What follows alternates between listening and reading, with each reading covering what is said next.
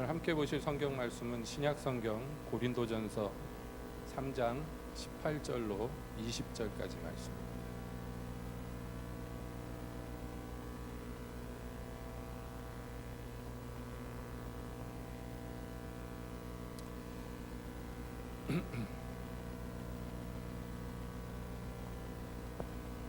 신약 성경 고린도전서 3장 18절부터 20절까지 읽어보겠습니다.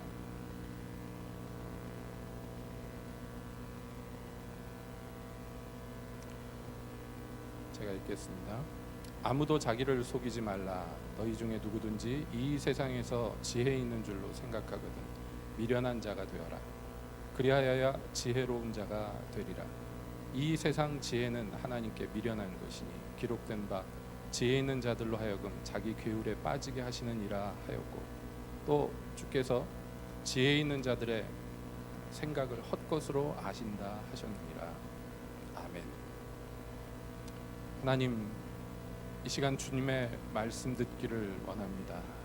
오셔서 저희에게 말씀하여 주시옵소서. 예수님의 이름으로 기도합니다. 아멘. 한 주간 평안하셨습니까? 오늘 우리는 그 성경의 한 대목을 보면서 굉장히 모순돼 보이고 이례적인 교훈을 이 성경에서 만나게 됩니다. 성경이 말하기를, 사도가 말하기를 뭐라고 하느냐 하면 너희가 지혜롭게 되고자 한다면, 또는 스스로 지혜 있는 사람이라고 생각한다면, 그러면 먼저 미련한 자가 되어야 한다. 이렇게 모순되어 보이는, 말이 안 되어 보이는 그런 교훈을 우리에게 하십니다. 그럼 이게 무슨 말인가? 도대체 지혜로워지라는 건가? 미련하여지더라. 보통 미련하다 하면은 우리가 생각하기를 머리가 나쁘다, 지혜롭다 하면 똑똑하다, 이렇게 생각하는데 성경의 이야기는 조금 다릅니다. 이것은 무슨 IQ, EQ의 문제가 아니기 때문에 그렇습니다. 그렇다면 이 지혜롭고 미련하고의 그 중요성이 그렇게 뭐 대단히 중요한 것인가? 그냥 뭐 특별히 지혜롭지 않아도, 특별히 미련하지 않아도 그냥 보통 평균치 정도 하고 그럭저럭 살면 되는 것 아닌가? 우리가 그렇게 생각할 수도 있겠지만은 성경에서는 단호하게 말합니다. 너희는 지혜로운 사람이 되어야 된다. 너희는 지혜자가 되어야 한다라고 얘기합니다. 왜냐하면 이것이 우리의 생사를 가름하는 아주 중요한 명령이기 때문에 그렇습니다. 왜 그런가? 우리가 생각해 볼 것이 있지요. 먼저 짚고 넘어갈 것은 성경에서 미련하여져야 된다.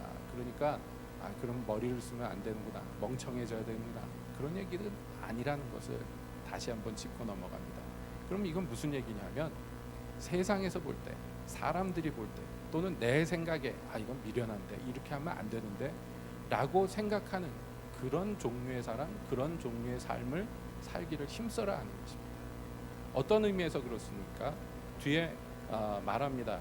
이 세상 지혜는 하나님께 미련한 것이니 라고 얘기했습니다. 즉 하나님께 미련한 것이 세상에서는 지혜로운 것이에요. 우리는 세상에서 미련하고 하나님 앞에서 지혜로워져야 된다라는 말씀을 하는 것입니다.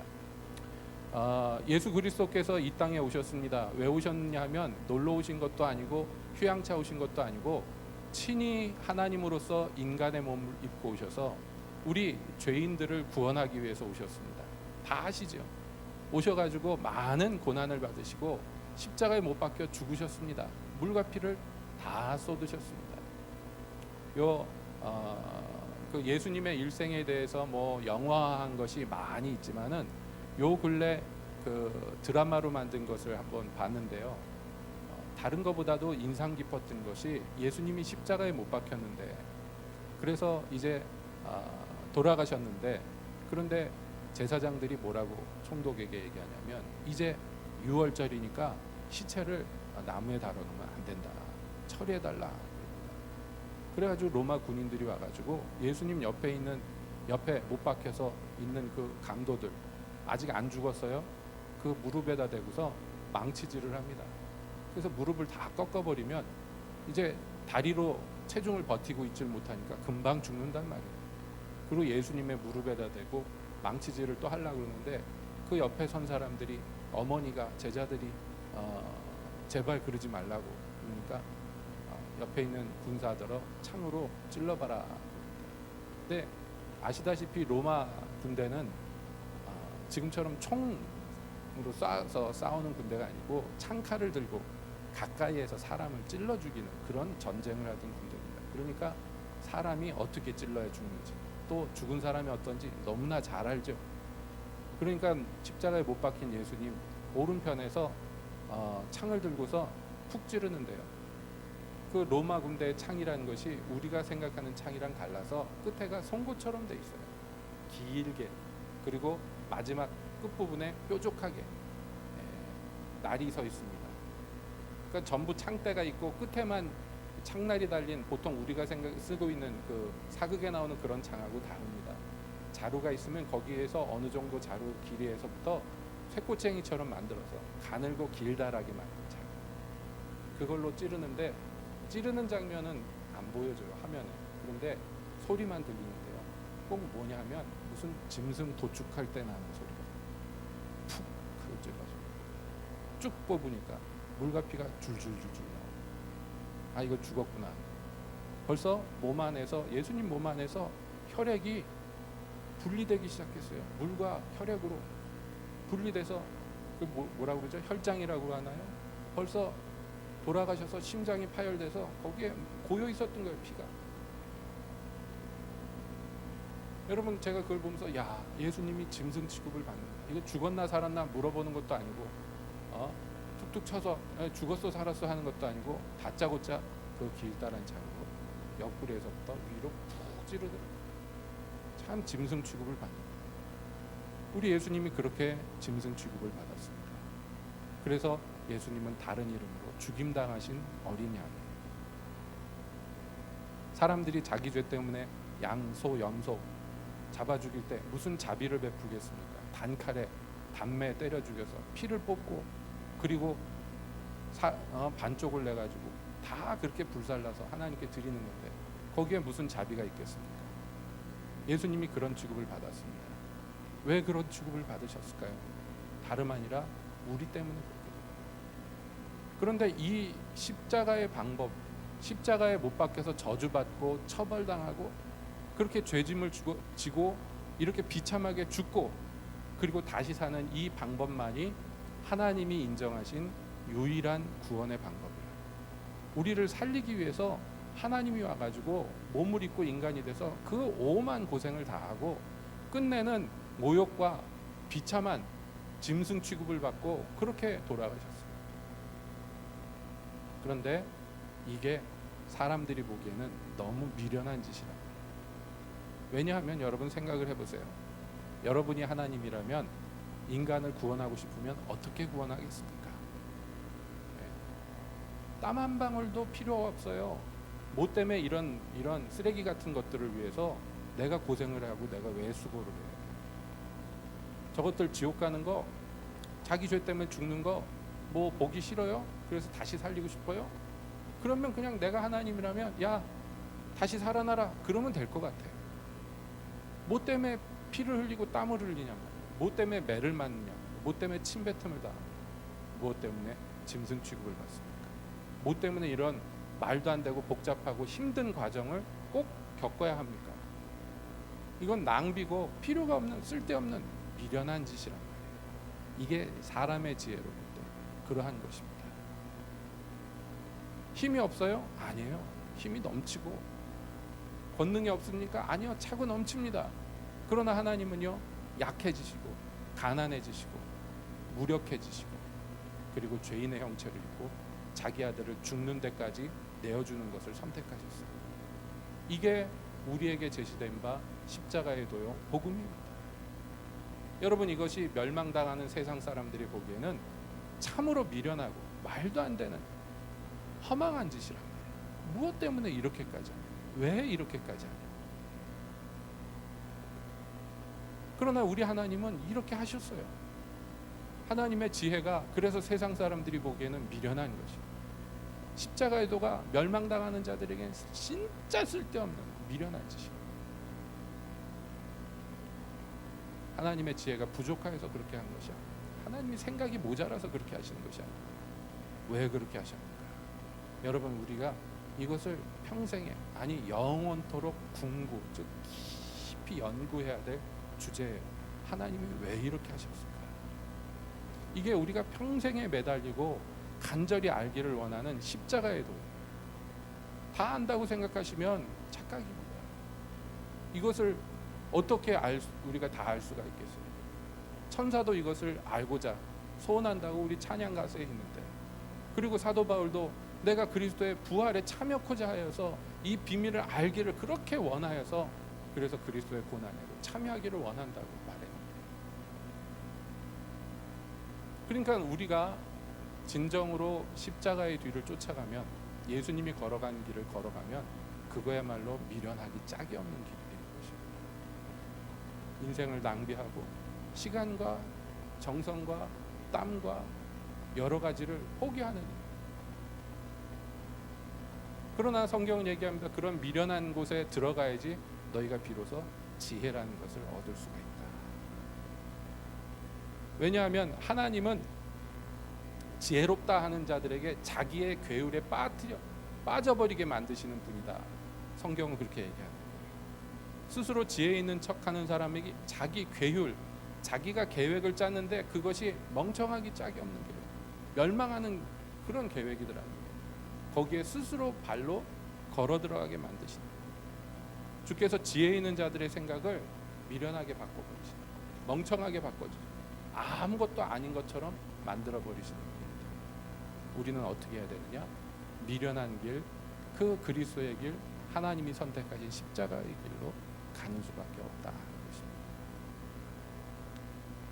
또한 오늘의 본문에서 이 지혜롭다 하는 것에는 한 가지 좀 더 좁은 의미의, 비교적 좁은 의미의 교훈이 이 안에 담겨져 있습니다. 그것은 무엇이냐? 바로 이것입니다. 사도 바울이 지금 고린도 교회에게 직접적으로 얘기하는데 뭐라고 말씀하냐면 이렇게 얘기합니다. 10절에서 3장 10절에서 이렇게 말합니다. 내게 주신 하나님의 은혜를 따라 내가 지혜로운 건축자와 같이 터를 닦아두매 다른 이가 그 위에 세우나 그러나 각각 어떻게 그 위에 세우기를 조심할지니라. 사도는 이렇게 얘기했어요.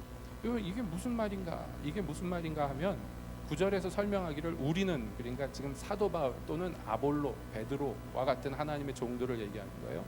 우리는 하나님의 동역자들이요 너희는 하나님의 밭이요 하나님의 집이다.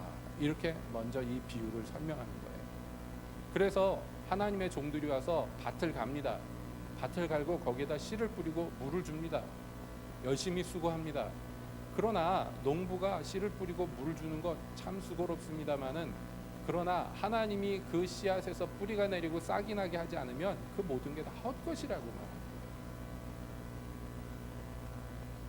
심는 이가 물 주는 이가 아무것도 아니로되 오직 자라나게 하시는 하나님뿐이니라. 이렇게 말씀합니다.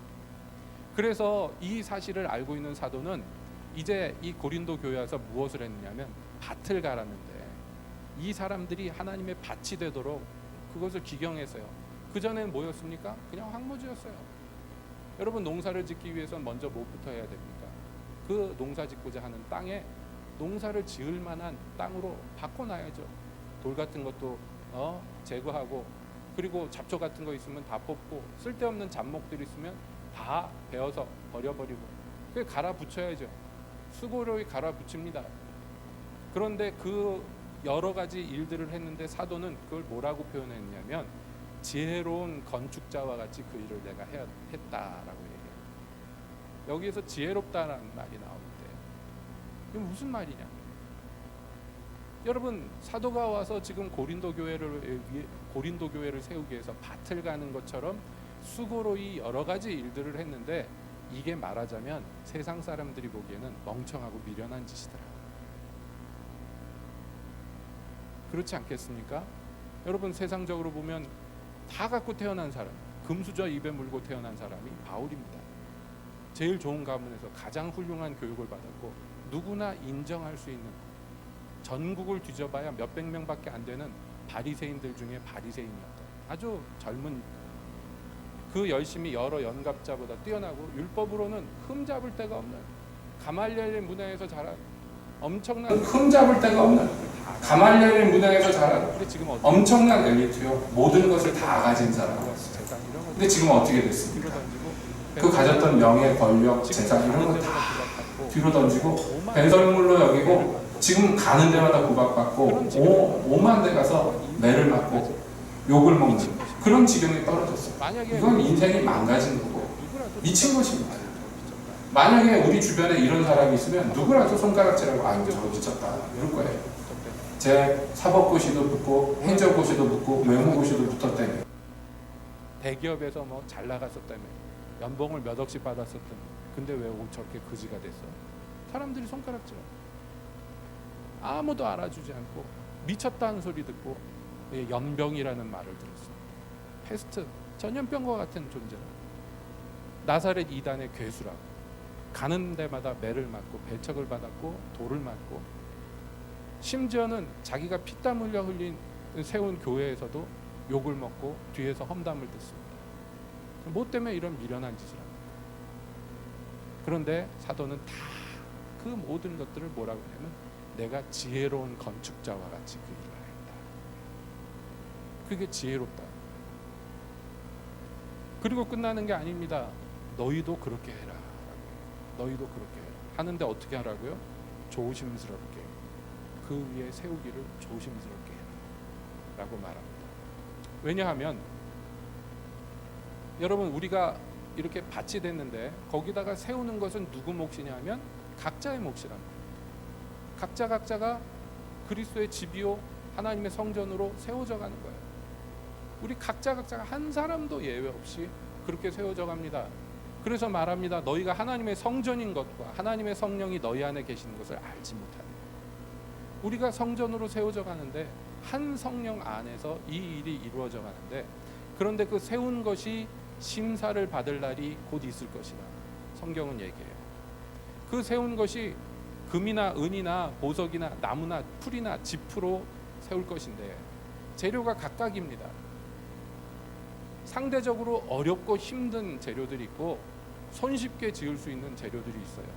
우리의 인생이 그리스도 안에서 새롭게 되었을 때 우리는 건물을 짓는, 곡식을 심는 밭이요 건물을 짓는 터가 되는데 거기에다 각자가 세우는데요. 그런데 이것이 무엇으로 세웠는지가 드러나고 나타날 날이 곧 올 것이다. 13절에서 얘기하는 거예요. 각각 공력이 나타날 것인데 그날이 공력을 밝히 드러낼 것입니다. 여기 공력은 뭐냐면 얼마나 무엇으로 어떻게 지었는가가 드러날 것이다. 드러나는데 무엇으로 드러나느냐 하면 불로 드러난다. 하나님께서 그것을 불로 시험해 봅니다. 무엇으로 지었나. 그래서 불이 지나가는데 불이 지나간 다음에 그 위에 세운 공력이 그대로 있으면 상을 받는 것이요, 그 공력이 불타면 해를 받는다 그랬어요. 여기에서 이제 지혜롭고 미련한 것의 결과가 나옵니다. 마태복음 25장에서 너무나 유명한 비유죠. 10처녀의 비유가 나옵니다. 10명의 처녀가 각각 똑같은 목표를 갖고 있어요. 신랑이 오셔서 결혼한다 하는, 그 신랑과 결혼할 것이다 하는 목표를 가지고 있어요. 그래서 그 신랑을 기다리는데 성경은 뭐라고 하냐면 5은 슬기롭고 나머지 5은 미련하더라 이렇게 가요. 그러니까 똑같은 목적으로 똑같은 시간과 똑같은 공간에서 똑같은 일을 하지만, 그러나 어떤 사람은 지혜롭고 어떤 사람은 미련하더라. 그거 몰라요. 기다리는 동안에는 안 나타나기 때문입니다. 언제 나타나느냐 하면 신랑이 왔을 때 나타나요. 신랑이 왔을 때 각각의 어떠함이 나타나는데 지혜로운 5은 기름을 먼저 준비하고 있었어요. 나머지 5은요 준비되어 있지 않았어요. 그래서 깜깜한 밤인데 등불을 켤 수가 없습니다. 이 등불이 신랑과 함께 결혼식장에 들어갈 수 있는 자격증인데 기름이 없어요. 등은 있는데 여태껏 신랑을 기다리면서 살았는데도 불구하고 신랑이 왔는데 맞아줄 수가 없어요. 왜냐하면 기름이 없기 때문에. 그때서야 부랴부랴 기름을 좀 빌려달라 나눠달라 하는데 안 되는 거예요. 한 사람당 가진 기름이 있어요. 이것 가지고는 나눌 수가 없어요.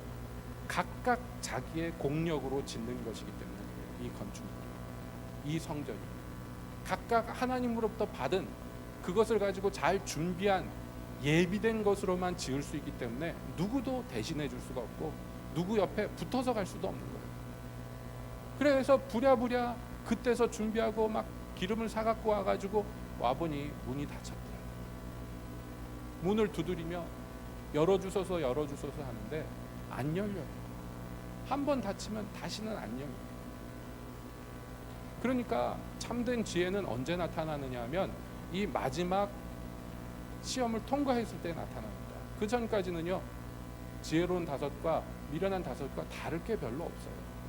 다 신랑을 기다리고 있고 그 밤을 참아 견디고 있다는 거예요. 그래서 여러분, 우리는 어떻게 돼야 됩니까? 지혜로워져야 돼요. 왜냐하면 이게 마지막에 사느냐 죽느냐를 결정짓는 문제이기 때문에 그렇습니다. 그럼 지혜로운 자는 어떤 자입니까?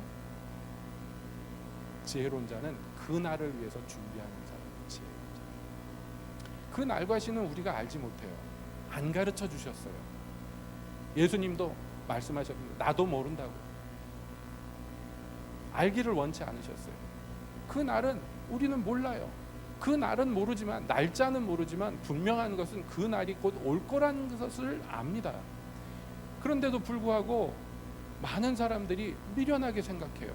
어떻게 생각하느냐? 하나님은 너무 은혜롭고 하나님은 나를 진짜 사랑하시기 때문에 그날 되기 전에 나한테만 귀뜸해 주실 거예요. 그날이 되면 야야 이제 올 거, 야 내일 모레야, 빨리 지금 빨리 준비해 라고 얘기하실 거라고. 그렇게 생각해요. 아니에요? 아닙니까? 아니에요. 그렇게 사랑이 많으신데, 그렇게 은혜로우신데, 그래요, 맞아요. 사랑이 많고 은혜, 자비와 긍휼이 무궁하심으로 그래서 입이 닳도록 얘기하는 거예요. 그러니까 깨어 있어야 된다. 그러니까 준비해야 된다. 그러니까 예비해야 된다. 그러니까 지혜를 얻어야 된다. 계속 그 얘기예요. 성경에서 처음부터 끝까지 전부 그 얘기예요. 내가 그날 가까이 오면 너한테만 가르쳐 줄게. 그날 준비 안 됐어도 너 하나만 눈 감고 봐줄게 라고 얘기하지 않아요. 성경은요. 하나님은 계속 뭐라고 말씀합니까? 그러니까 내 사랑하는 자들아, 그날을 위해서 깨어 있어야 된다. 그날이 곧 올 것이다. 그날이 도적같이 임할 것이다. 그날이 덫과 같이 임할 것이다. 그날은 아무도 모른다. 그러니까 준비되어 있어야 된다. 깨어 있어야 된다 라고 얘기합니다. 여러분, 예수님이 나의 죄 때문에 십자가에 지셨고 거기에서 물과 피를 다 쏟으셨고 하나님께 버림받고 그렇게 생명을 바치셨다는 것을 믿는다면, 그리고 나를 의롭다 하기 위해서 3일 만에 무덤 문을 열고 나오신 것을 믿는다면, 여러분 어떻게 하겠습니까? 그것을 믿는다면 영광 중에 다시 오실 것도 믿어야 됩니다. 전부 믿어야지 구원받는. 그리고 그것을 믿는다면 주님이 곧 다시 오시며 그 오신 분이 우리에게 와서 자, 내가 너에게 맡긴 것을 가지고 얼마나 남겼느냐 하고 회개하신다면, 그것을 믿는다면, 안다면 여러분 오늘을 어떻게 사시겠습니까? 지혜롭게 생각하고 준비된 자로 살 것입니다. 여러분, 우리에게 얼마의 날이 남아있는지 아무도 알지 못해요. 예수님이 언제 오실지도 모르지만 또 한편 바꿔 생각하면 우리가 언제 불려갈지도 몰라요. 그렇지 않겠습니까? 예? 저희 집에서 절대 금기되는, 말하면 안 된다고 얘기하는 그 말이 있어요. 근데 그 금기되는 말은 저한테만 적용이 돼요. 굉장히 불합리한데 그게 뭐냐면, 내가 먼저 죽으면 당신 아이들 혼자서 잘 길러라, 이렇게 얘기하는 거 절대 금기다. 저희 집 사람이 들으면 경기를, 저더러 더 오래 살라는 얘기죠. 고맙죠? 제가 그런 말을 왜 하느냐 하면, 점점 날이 가까운 것이 피부로 느껴지기 때문에. 살면 얼마나 더 살게. 언제까지 하나님이 이 땅에서의 날들을 허락하실 것인가 알지 못해요. 누구도 알지 못해요. 오직 하나님만 아시고. 그런데 많은 그리스도인들이 나 죽기 전에 하나님이 나 회개시키고 죽일 거야. 나 죽기 전에 하나님께서 똑바른 그리스도인 만들어 놓고 나 데려가실 거야. 아니에요. 그건 내가 해야 돼요. 하나님이 은혜를 주시죠. 도우시죠. 근데 누워서 입만 벌리고 있으면 도우실 수가 없어요.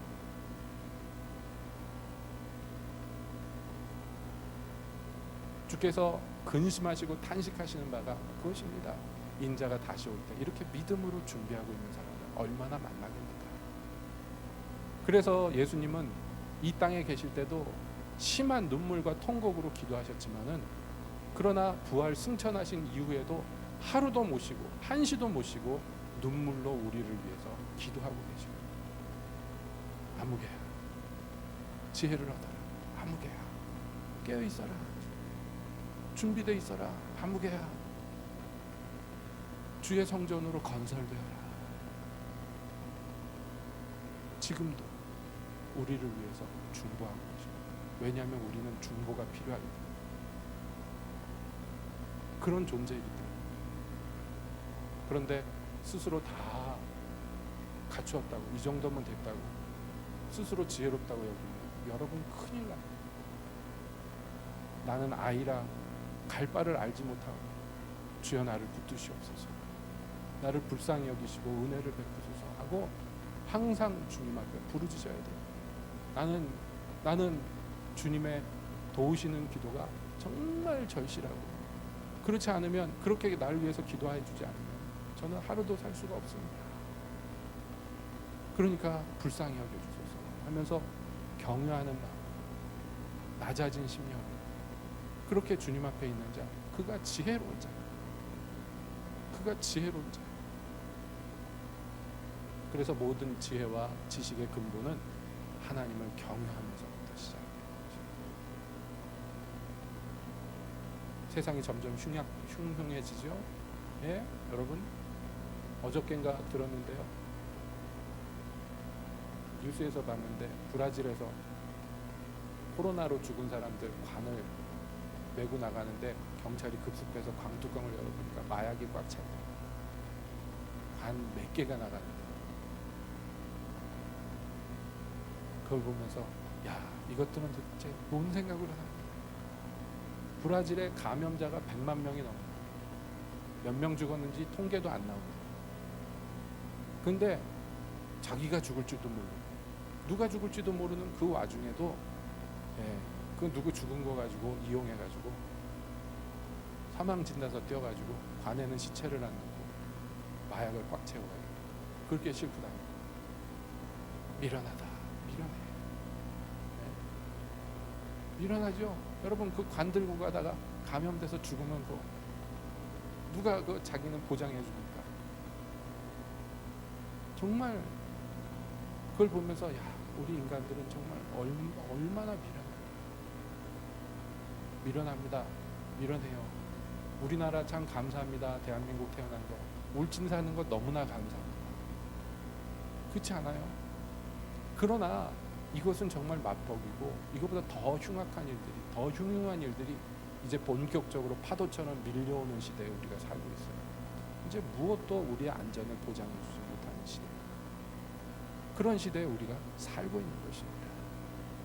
이때 우리가 지혜가 없다면 이 마지막 캄캄한 때에 어디로 가야 될지 누가 알고, 무엇을 해야 될지 어떻게 알겠어요?